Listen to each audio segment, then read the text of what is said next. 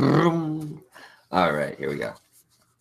Good evening, buzzhumans, smarks, marks, divers, headlockers, hipsters, trolls, dirt cheaters, wrestlers with illegitimate children who are also wrestlers. The rest of the Relevant Wrestling family. It's me, Joe Fortune, the senior editor and co-producer here at Relevant Wrestling Productions. I am joined by my co-producer, Chris. What's going on, dude? What's happening? Unfortunately, Tim could not be with us. He is sucks. He's afraid. Yeah, he's scared. He is he's a big imbecile, but we love him. Big bastard. He is up north on a little vacation. What's a vacation? This guy is just living off the man right now, and he's going on vacation and just doing his thing.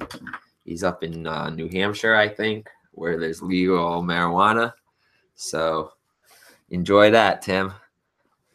All right, so guys, buzzhumans, people out there, Relevant Wrestling Productions is coming to you with a brand new weekly show. This way, we can reach even more of you amazing buzzhumans, and you can ride the buzzwaves with the most relevant and buzzworthy wrestling network around. We'll still be doing weekly specials. No, we will still be doing video specials like Relevant Rundown, Relevant Wrestler and Wrestlefadeia, but we've decided that in order to stay as relevant as possible, we will be bringing you a weekly recap, rumors, and review show. We will still be on YouTube for now, but we are working on moving to a more podcast-friendly format. We're always hard at work here at Relevant Wrestling Productions, testing new formats and finding new ways to stay relevant and to reach you. Let me get this out of the way and plug the social media so you can ride those digital buzzwaves with us. Kayfabe may be dead, but originality and diversity are not. Stay relevant, stay buzzworthy. Relevant Wrestling Productions is still relevant to us, damn it. Make sure to like us on Facebook at Relevant Wrestling Productions. Follow us on Twitter at Relevant Wrestling Productions. Hashtag Relevant Wrestling. Actually, on Twitter at Relevant Wrestling. Hashtag Relevant Wrestling Productions. Make sure to check us out on YouTube like you already should be doing. Relevant Wrestling Productions. Smash that subscribe. So let's get into it. Start off with our hot topics of the day.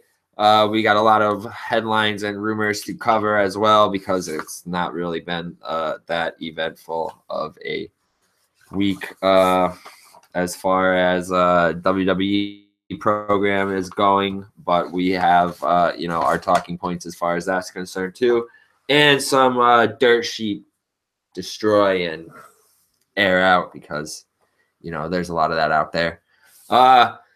So one hot topic that I've been reading about today, and obviously this has been a hot topic for the past couple of weeks, maybe one of the prominent storylines, if one of the only storylines on WWE programming that is consistent but is kind of ridiculous. Jason Jordan has been revealed to be Kurt Angle's illegitimate bastard son. We know that. And so Kurt Angle Jr., this rumor has said that Kurt Angle Jr. will be facing The Miz at SummerSlam. So it looks like WWE has a program set up for him. That's really great because, it's good to see that maybe they have some kind of long-term thing where he's concerned. Well, what do you think about that? You think that that's a good that's like a good direction for this Kurt Angle angle? I mean, we know how Miz gets along very well with Authority, the whole thing with Daniel Bryan. So it's kind of, the Miz always, whatever the Miz does, is he's pretty good. I'm a big fan, but it's really up to Jordan. I mean, if he could hold it, like, we'll see. I still think the storyline's stupid. I still think it's a ridiculous storyline too, but I mean, I just think it's stupid. It could have been a lot better, but whatever. They're gonna give us, but whatever. I'm happy to see the Miz. I don't know what's the long-term booking with this. What's the long con? Are we going to get introduced to a mother here? Is this going to lead to a feud between the two of them? Is Angle going to turn heel? Is Jordan going to turn heel? But getting a title involved in the picture could add a little heat to it. Could raise the stakes for for things can make things a little bit more interesting and complicated in a storyline where that's concerned. I could see if Jordan wins the belt and he starts to get cocky, goes on a streak, or Angle somehow costs him a match by accident. He comes down to his matches too much and he says, Dad, I want to do it on my own, Daddy. I love you and I'm glad that we're back together, but you distracted me. You know, I could write for hours about and try to make this angle better, but we'll see how it goes. Another angle that I had was huge speculation backstage news. All right, let's see. Something that I don't know if you read this one or not, dude, but one thing that I saw that was kind of ridiculous, but I've seen this on a lot of pages today, was I heard this story about Karen Angle and Braun Strowman. Did you hear about that story? Or No. Karen Jarrett? Okay, dude, I don't know if I can call bullshit on this one. I very well may, but so I read this story about how 2 weeks ago when the WWE guys and the Global Force guys were in Nashville for that big, the Angle story. Everybody was, in the same area because WWE was in Nashville and GFW was there. And apparently all of the wrestlers after Raw, they met at a bar.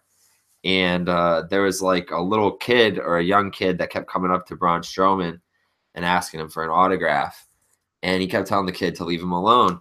So the kid's mother came up to Strowman and was asking Strowman for an autograph. And Strowman pretty much like cursed them out and told him, leave me alone. I'm not giving you autograph. So come to find out, the young man in question who was asking for the autograph was the son of Karen Jarrett. Karen Jarrett being the ex-wife of Kurt Angle. So she apparently lost it. And this, I don't know, dude. I just don't really see this being very likely. But she cut a promo on Braun. She cut a promo on Braun saying, you don't know who I am. You're denying Kurt Angle's son of an autograph. I will have, I'll have your job, but I'm going to tell Kurt basically. Basically, she's going to rat out Strowman. Now, I don't really understand if, how his ex is going to have some type of power over him. Unless you really think it's real. Over him. Yeah, but she doesn't think it's real. She works with Jeff on TNA and shit like that. But the thing that just I think is ridiculous is like, so she's standing there. You're telling me she's standing there in this bar berating Braun Strowman, all 7 feet, 400 pounds of him, telling him you didn't sign an autograph for Kurt Angle's son, and now I'm gonna fucking bury you to Kurt. So she demanded an apology, and apparently she had Strowman on his hands and knees begging for her not to tell Kurt, and she said, admit that you are scared for me to tell him, and I won't tell him. And I guess eventually he wound up signing an autograph, and he apologized. But I think that's kind of bullshit. I don't know where they really got this one from. That one's kind of a reach. So let's go on to some more rumors that aren't as ridiculous, or maybe even are. According to a new update by Pro Wrestling Sheet, Global Force Wrestling Heavyweight Champion Alberto Del Rio is no longer under police investigating following the airport incident with Paige earlier this month. Initial reports have said that a warrant for his arrest was issued, but now it's being issued for Paige's arrest. But it seems that both of those have been proven false. So this is just another ridiculous chapter in their little saga. Also, there was a conference call. Global Force Wrestling had a conference call yesterday. Dutch Mantell Bruce Pritchard said that in regards to that same situation, the Alberto Del Rio situation, that even though him and Paige have been kind of like cleared of police investigations, they will still conduct their own internal investigation over Del Rio, but it seems like he'll be back in time for the August tapings. So I don't know how long the suspension is going to work, how long that's going to go for, if that's going to work out for him. But also something that was interesting that came from the conference call says that they are pretty far into negotiations with Rey Mysterio and Jack Swagger. I don't know how you feel about this another bullshit chapter in the Paige and Del Rio saga. Let's get over it. You know, it's just become ridiculous for them. They're just like a talking point every week for, I'm sure, every podcast and every show out there. It just keeps getting worse for them, as it seems like in the media's eyes, but they just keep denying it. So who really knows what's going on with them? But as far as Global Force goes, yeah, it looks like they're getting Jack Swagger, Mysterio, Johnny Mundo should be, John Morrison, you know, should be debuting for them soon. So that's pretty cool. I don't know. They still got to be on a better cable. They got to still be on a better network. Yeah, I know. Like any type of me to even watch it. Yeah, I mean, I could watch it. A lot of people don't have Pop. A lot of people do, but probably don't even know that it's on or don't watch it. But let's see what else I got on here. Something cool. ESPN officially announced the date for their Ric Flair 30 for 30 documentary. That'll be November 7th at 10 p.m. Eastern. I'll definitely watch that. Maybe we can do a live review of that or some type of a reaction definitely or review show about that. If you've ever seen ESPN 30 for 30 anything, you know those things are very good. What was the first one that we saw? Like the Scott Hall one? Right? Did you just watch the XFL one? Yeah, but there's the XFL one was insane. Well, I think we watched but that together. 30 for 30 is like a lot of different things. Like there's one about like all down like in sports of history and stuff like that. That's pretty cool. Yeah. It's really cool. I'll have to. I swear there was like a Scott Hall one a couple years ago. The most recent one that I watched was wrestling related was XFL. Yeah, that shit was crazy. The XFL one we saw. I'd like to watch that again. All right, I don't even know where to watch that. Oh, it's probably on demand. So, all right, here's another big rumor that I have been reading about. Another big one. Yeah, this we can really touch on. I really want to get your feelings on this one, Chris. They're saying that they're planning another shakeup around Survivor Series or after SummerSlam, and a lot of these reports are saying that Vince is just like very unhappy with the rosters right now, and he also wants to send people back to NXT. I can see that. Some truth to that. If he's saying he wants to send people to NXT, look at the people they come to NXT. What have they done? Ty Dillinger. You have. Damn, that sucks. I can think of one. Dillinger, Cruz, Aiden English, The Ascension. I'm trying to think who's on Raw. Some of the women. Enzo, Harper and Rowan. Again, so what does that do to NXT then? It puts people back in the main event position. Or are they realizing that they might have signed way too many people? Or they brought people up before they had something to do with them. Yeah, but then just NXT's a very limited roster because it's always constantly switching, right? I mean, yeah, they're always bringing people up. But is it possible that they probably just signed way too many people? Yeah, maybe way too many people know where to put them, brought them up too quick, and need to bring them back down. But a shakeup already? I mean, a shakeup, you know what? It still keeps it fresh, though. As long as my boy AJ Styles stays on SmackDown, that's all that matters. Jeez, dude. But a draft and a shakeup in a matter of... We didn't have a draft. We had a shakeup. We had one draft. We had a draft a year ago, and now we have a shakeup, and we're going to have another shakeup. So in 18 months, so it's every 6 months we have a roster change. Is that bad? Okay, let's look at the example. What was the WWE World Championship feud for the last 3 months? World Championship feud has been Jinder and Orton for the last 3 months. Yeah, so let's stop the roster split so you're not limiting yourself to the people that you have to work with, or maybe switch them up. We'll see. Nobody knows set in stone. But I can see where, like he says, the NXT thing. Something that was very hilarious this week and really popped me. This gets like our weekly buzzy, probably for our relevant return buzzy for the week. Daniel Bryan and Renee Young brought back Talking Smack, but it wasn't Talking Smack. It was Smacking Talk. It was a 2.5 to 3 minute little vignette that they did with Chad Gable on the Tout app. WWE.com claimed that the show was bewildering, but Bryan said that the Yes Movement is back. I don't know if you caught that, but it was making rounds on the social media. And basically, it was Renee and Bryan in front of a SmackDown sign in the back. And they did like a Maury Povich kind of like style thing where Bryan and Renee had a little paternity test in an envelope, and Bryan revealed to Chad Gable that he was his father, but it was just a handwritten note that said, "Yes, I'm your dad." Oh my god. Yay. What? And I didn't see this. Gable, he killed it, but the character Gable like just no-sold the whole thing and said, I'm 5, you're 5 years older than me. You're not my dad. And he stormed off. So it was very awkward, very weird, but very fucking funny. So they said they got like 7,000 or 8,000, reblogs and views, and they will be continuing to do their role. So I guess WWE pissed. I mean, technically they're using their equipment, so they have to know what's going on.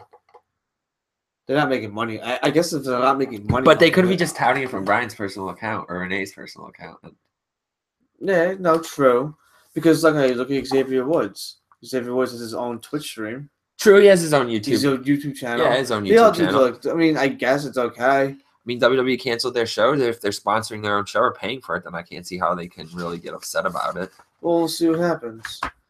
I mean, they are using their equipment. Maybe that could be an issue. But I don't think are they really that spiteful? I'm just saying. I can't possibly think. They work for you guys, and what? They can use equipment real quick to film something and put on their like an app thing? Yeah, but they're probably just doing it straight from their phone. And that's why it looked like they were doing it straight from their phone or a phone. Someone's phone or some shitty little No, that's how the app works, right? It's an app. It's not a computer thing. Yeah, so it had to be from a phone or a tablet. Yeah. So yeah, that's it. All right, another hot topic that's been an outside of the rope topic that's been spinning around riding around the buzzwaves. Dude, is Brock going back to the UFC? Did you see this? His name's back in the pool. I heard John Jones says he'll beat him anytime, anywhere, and I heard that Brock Lesnar was like, okay. Yeah, Brock. I don't think I heard he did respond, right? Is he really gonna go back? Dude, they're already saying he's gonna drop the belt in the 4-way at SummerSlam. The only way it's very likely. The only way he drops it if it's in the hands of Braun Strowman. If it's I can see it going to Roman, man. I really can. Give it to Joe then. Joe can carry his own. Bet you Brock isn't saying it. Give it to Joe. I don't think he's dropping it.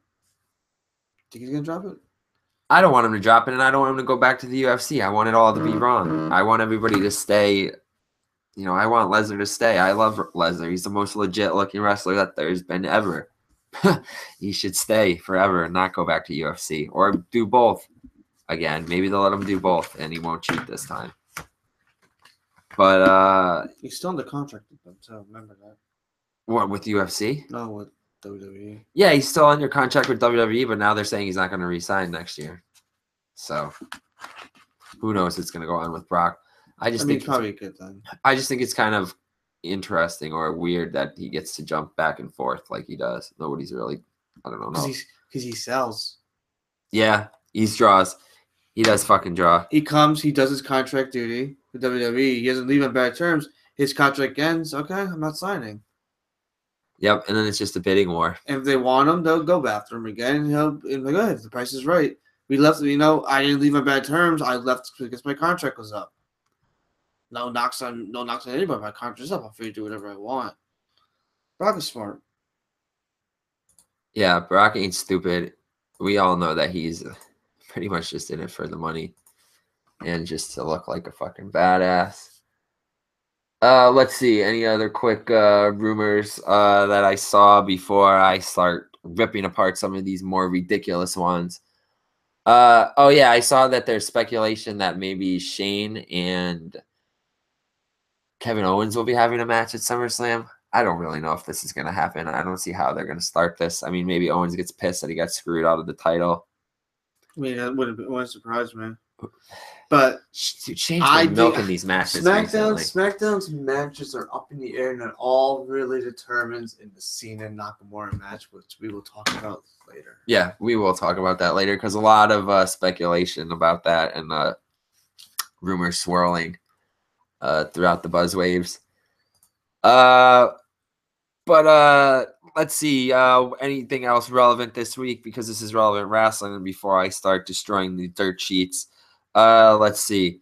New Japan Pro Wrestling G1 Climax 27 continues. Some really good matches. Obviously, we're not going to review matches here. That's not what it's all about. But since this is relevant wrestling, we want to make sure that you're relevant, up to speed with everything. We're going to tell you some really good matches from the tournament so far. Today was day 8. I have not gotten a chance to watch this. By the time this episode is posted online and comes to you guys, probably day 9 of the tournament will have aired. But some great matches so far have been Okada versus Elgin, Sabre versus Ibushi, Goto versus Nagata, Naito versus Nagata, and then from today, I've been hearing really good things about Okada and Elgin, and probably after this show, we will be giving that one a watch. Some really bad matches that I think you should avoid. Zack Sabre Jr. and Bad Luck Fale had a really crap match. I really don't know how they were going to try to pull that one off. Like the heaviest guy in the tournament versus the lightest guy in the tournament. Sabre won, which again I think is ridiculous because he's the lightest guy in the tournament, beating the heaviest guy in the tournament. Toru Yano and Kenny Omega had a comedy match that I thought was really stupid. It just didn't really pop me. A lot of people are probably gonna give me hell for that, but because they enjoyed it. But I wasn't really sold on it. Just I don't know. You know, everybody loves New Japan and can't be very critical of it, so I'm sure they thought it was great. But if WWE did a comedy match like that, they probably just shit all over it. I mean, they also had an angle where Himuro Takahashi Time Bomb, his little stuffed animal cat was ripped up by Fale. I mean, it's funny, it's props. You know, I got to give them credit for using gimmicks and props. But if it was anywhere else, I'm sure the marks would be pretty, critical of it. So, speaking of the marks, let's get into it really quickly. A little bit destroying the dirt sheets. One thing that I read, dude, and I don't know how you feel about this, so definitely chime in here. That the WWE and McMahon are already done with the Canalises. They're sour on the Canalises. Mike has taken the pinfall on Sunday night from Zayn. I think he got pinned on the tag match too. In the tag match on Tuesday. I know someone called out Canellis today on Twitter and said that he was trash and didn't get paid shit in TNA, but Canellis retorted back and said now he makes a ton of money. I don't know. What do you think about that, dude? Just losing twice as a heel. Maybe they just don't have any storylines for them yet, but I don't think they're. I think to say that they're soured on them and they're done with them and already over them is like ridiculous. I think you gotta give her. You gotta treat them like the Miz and Maurice, where she's running the show and he's taking a backseat to it.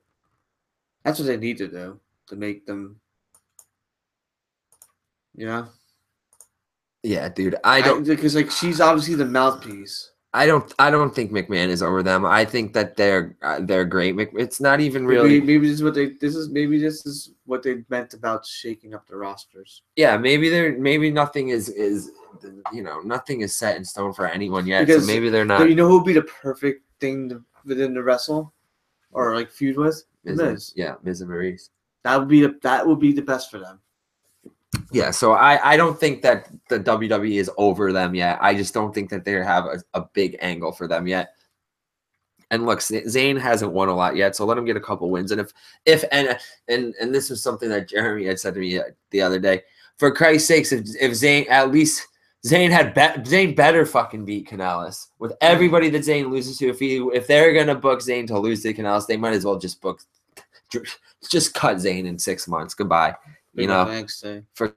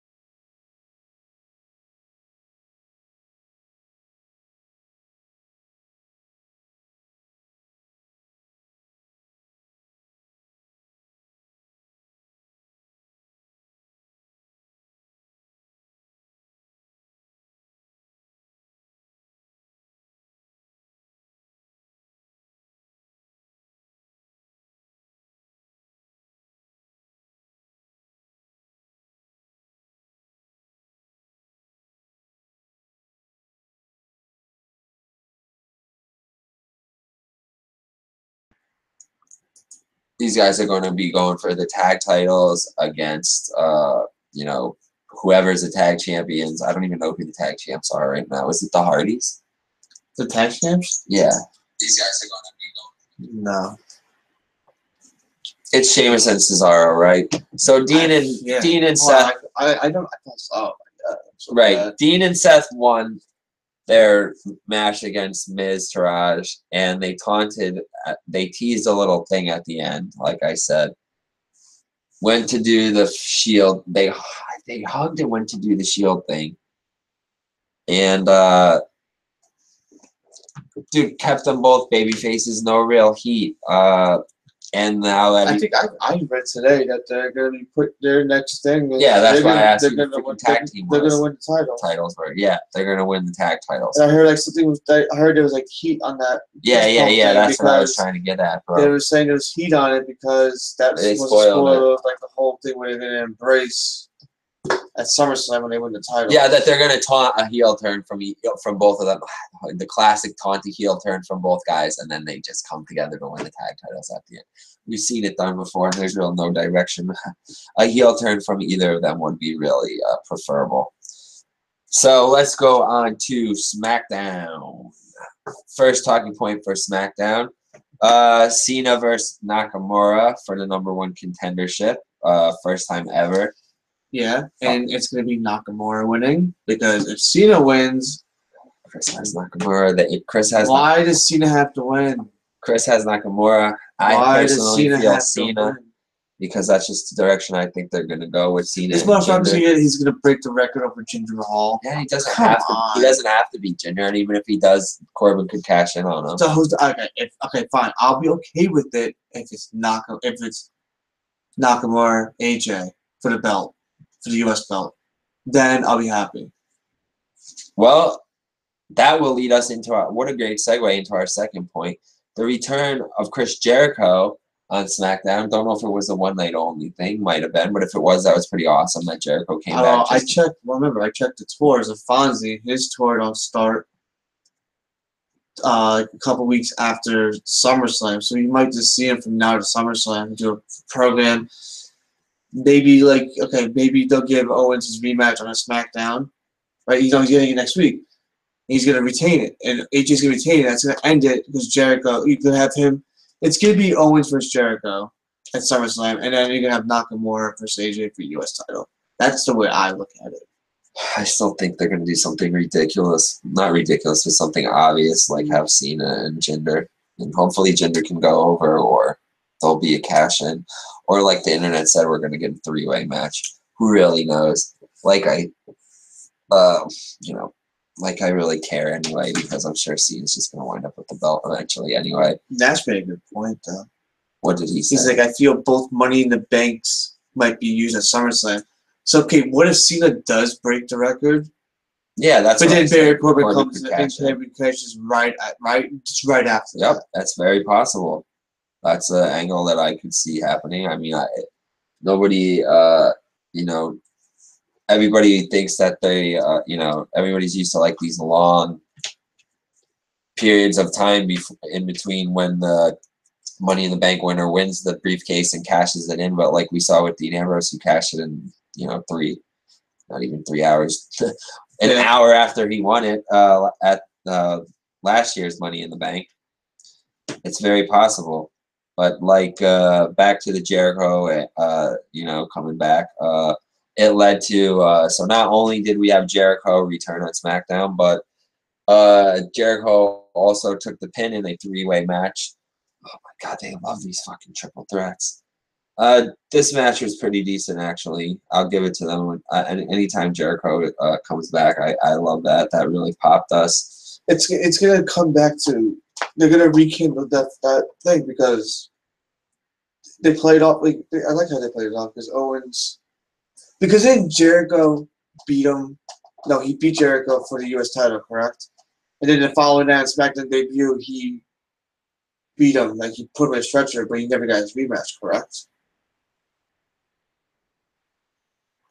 Right? He never got his rematch.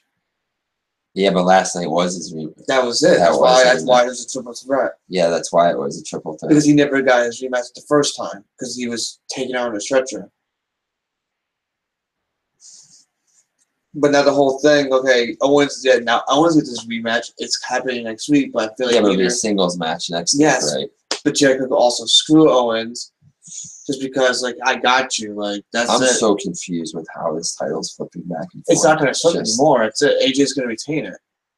And the last talking point that I had for SmackDown, which personally I really liked because I always like to see these guys. They've kind of become my favorite tag team of the recently.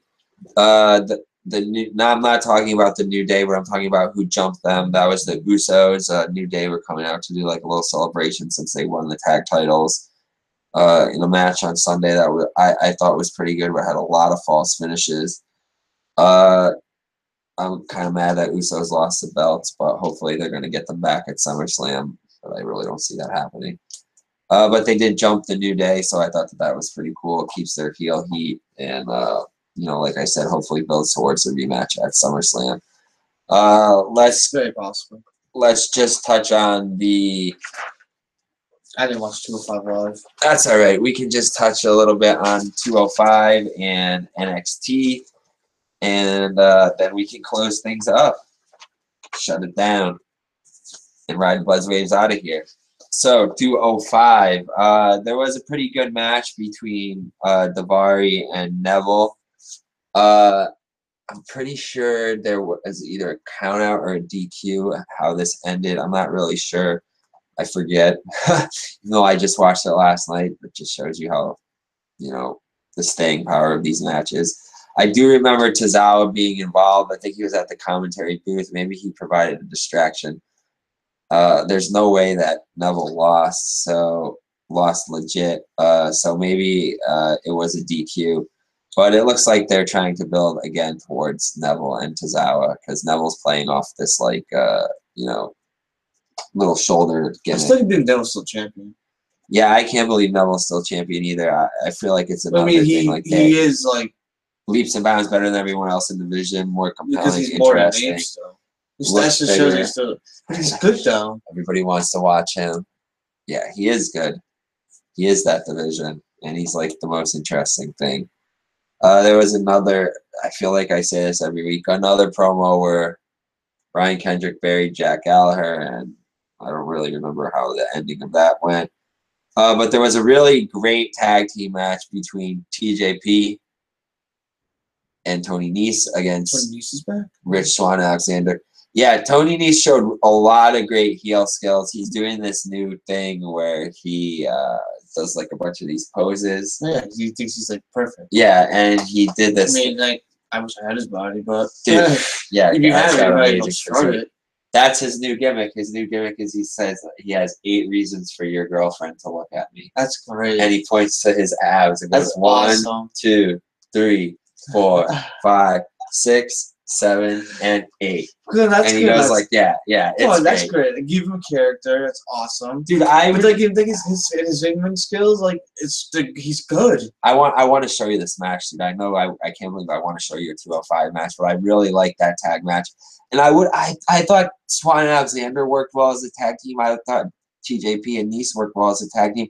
Would not mind seeing those guys use as tag teams on Raw.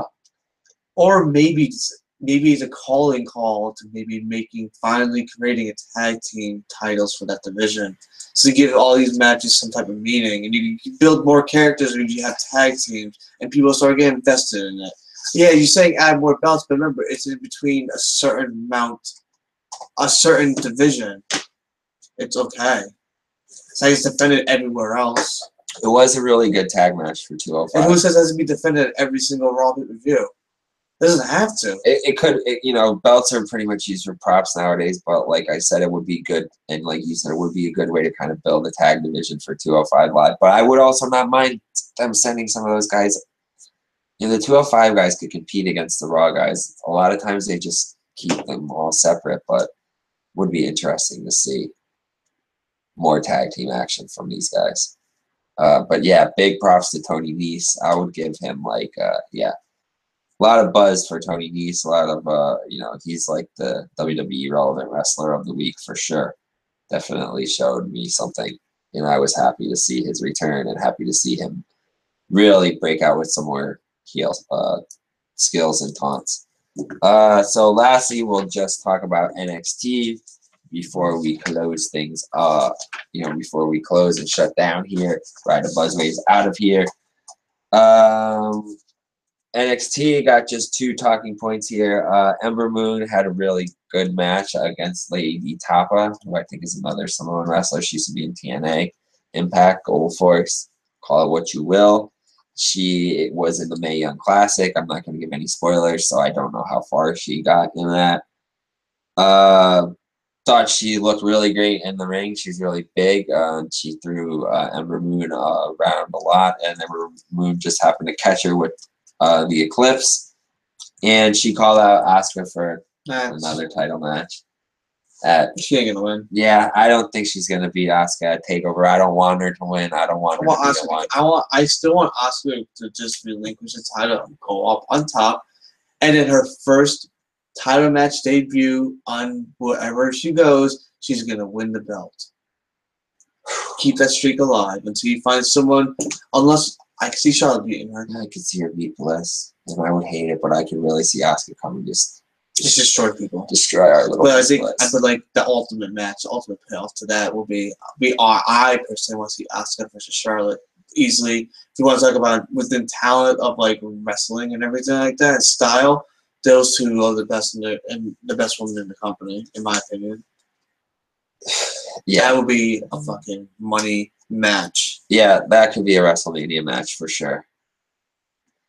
So our last talking point for the WWE programming this week it's the last talking point about NXT. The main event of NXT was a very intense match between Atami and Ono, which ended in a DQ. And Atami pretty much destroyed Ono post-match and with a couple go-to-sleeps, smashed him into the barricade. I thought that's gonna be a Brooklyn match. Yeah, there's definitely. I wouldn't be surprised. Stipulation. No DQ. Yeah, there's got to be a stipulation. No DQ, maybe knockout, maybe last man standing. Yeah, last man standing match. Something. I mean, Brooklyn. Remember, Brooklyn NXT Brooklyn is technically like their WrestleMania show. Yeah, that's their big show. That is their big show. I really like. There's all these like always. It's gonna be a good card. There's always rumors. Always Kenta tired. Who's competing for titles? Who's Sanity probably. Oh yeah. I know there was a little segment with Sanity and Authors of Pain. I didn't talk about that, but we could. Yeah. Okay. I mean, I remember. I like that little segment. Yeah. Okay, so that's what they're building towards. Yeah. So it looks like the card for NXT Brooklyn is kind of shaping up. If we had to guess, like, pretty much we just went over the 4 matches. Well, 3 of the 4 matches that we can pretty much confirm. Obviously, we know it's going to be Bobby Roode and McIntyre. That's been confirmed. Pretty much certain Ember Moon and Asuka, Sanity and Authors of Pain, and like we just said, Atami and Ono, and we're hoping that it gets a stipulation. I don't really know what other angles they're building towards. I kind of see them building. Unless you see a Cruiserweight title match. Yeah, a UK title match. I see them kind of doing something with Almas and Noe Jose and this new girl. So I don't know if they're going to do something with that. Yeah, but what about Aleister Black? He's still a draw. Yeah, they still have Aleister Black on deck too. They've been building him up too, mind you. But he's not in like any feud. But that match against Fish was really good. Yeah, and they've got the new, there's always the chance of a debut, and at these big shows we always get the ringside view, the camera shot to the crowd. There's always somebody crazy in the crowd, someone new, a new signee, somebody with a new name, somebody whose name is about to be changed. That's always possible too, that there could be a crowd debut, an in attendance debut as opposed to someone debuting in the ring. We'll see. Still, it's still July, still a few weeks off from SummerSlam weekend and NXT TakeOver. A lot of time between now and the road to SummerSlam. But it's begun, and cards are starting to shape up. We see the NXT card shaping up. We kind of see feuds getting into place on Raw. We already have their main event confirmed. One feud I'm actually looking forward to is the Bray Wyatt Finn Balor feud. Yep, there's something that we didn't even touch on or talk about. Because everyone's like, I was even reading, like, listening to Vince Russo's podcast, like, there's the story. Like, well, I think the story with Bray with them, how Bray could claim himself to be this eater of worlds, like this god.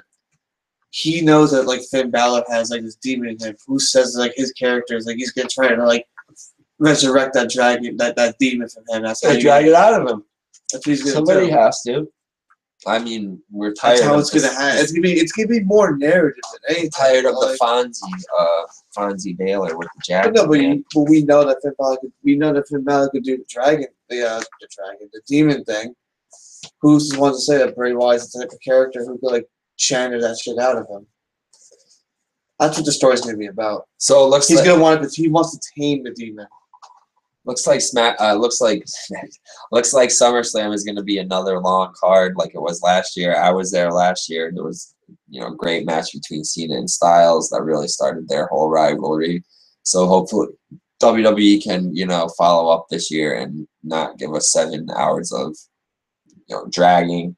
Like I said, it looks like we have pretty much the NXT card shaped up, starting to shape out. The SummerSlam card, we got the 4-way. We have potential IC title match. Yeah, we have the women's matches. Yep, we got the women's match. We got the tag titles, women's world title, IC title, Baylor and Bray Wyatt. So it looks like about 5 matches right there that we got from Raw. SmackDown, we're probably gonna have a U.S. title match. We already have a world title match. It's gonna be a tag title match. It's gonna be a women's title match, and there's gonna be some type of blood feud match. Yeah, so there we go. It'll probably be about 10 matches, and hopefully a decent pre-show match. Maybe we'll get a UK title match, or we're probably gonna do a UK title match on the if at all. NXT. Yep, NXT and a cruiserweight 205 live match on the pre-show, and it's gonna be like 2 pre-show matches. Some other thing, maybe Zayn and Canales will fit in there somewhere. Corbin and Nakamura, we can't forget them. If Corbin doesn't have a match at SummerSlam, as predictable as it is, then it's almost guaranteed that he's going to cash in. Or if he loses in his match at SummerSlam, he'll probably cash in. So a lot to speculate on. A lot of rumors that we touched on this week. Maybe more rumors than actual content. Cut down a lot of dirt sheet bullshit and just saw how ridiculous some of these marks are out there, and these people that write this crap and drive us crazy and don't let us just enjoy this product. These people that Vince seems to be trying to write for, or maybe he's not even writing for anybody because the product is really ridiculous right now. But like I said, we got SummerSlam on the horizon. We're going to try to ride the buzzwaves out to SummerSlam and, hope for the best. Hope for the best, exactly. We rip on the marks and the smarks, and we praise the casual fans, but, we still stay loyal. But we're very critical. We're critical of WWE. We're critical. Still watch it. Yep, we still watch it, but we're very, very critical of the Indies, WWE, New Japan. But this is Relevant Wrestling, and in order to stay relevant and buzzworthy, that's what we have to do. So we want to thank you, buzzhumans. We hope you're digging the changes. Like I said, this new show and format should allow us to stay even more relevant and reach even more of you as we work to move things to a more podcast-friendly format. Once again, I want to plug the social media and then sign off. Make sure to ride the buzzwaves with us by liking us on Facebook, following us on Twitter at Relevant Wrestling. Like I said, on Facebook, find the Relevant Wrestling Productions page, # Relevant Wrestling Productions. Make sure to check us out on YouTube like you should be doing right now and watching us. Smash that subscribe button on the Relevant Wrestling Productions YouTube channel. Relevant Wrestling Productions. It's still relevant to us, damn it. Stay relevant, stay buzzworthy, and we will see you all next week.